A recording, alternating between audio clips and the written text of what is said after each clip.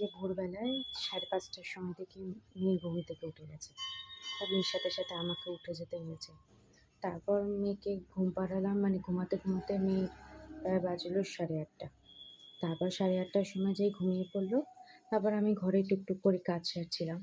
সারতে সারতেই এইবার আমাদের বাইরে যেই নোংরা নিতে মানে যেখানে আমরা নোংরা ফেলি, মানে ওই কাকুটা আস্তে আস্তে আজকে অনেকটা লেট করে ফেলেছে, যার জন্য আমি কাচা ধোয়া কেন বলো তো, যদি কাচা ধোয়া করতে ঢুকে যাই না, তখন যদি বাইরে থেকে ওর বাঁশিও বাজায় তো আমি শুনতে পারবো না। তো সেই কারণে আগে বাইরের যে কাজগুলো সেগুলো কমপ্লিট করলাম।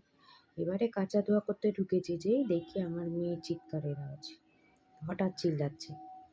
আধা কাচা ধোয়া করে আবার বেরিয়ে এসেছি, এসে এই যে এখন কোলে ঘুমাচ্ছে। বুঝি ছোট তো, 2 বছর বয়সও হয়নি।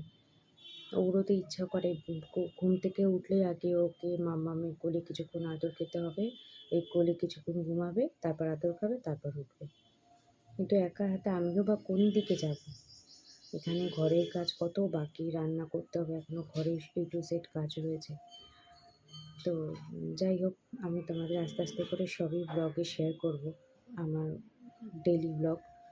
এখন সত্যি একার হাতে এত কিছু পেরে উঠছি না, তাও আস্তে আস্তে চেষ্টা করছি ডেলি ব্লগ দেওয়ার। পাশে থেকেও সাপোর্ট করো সবাই।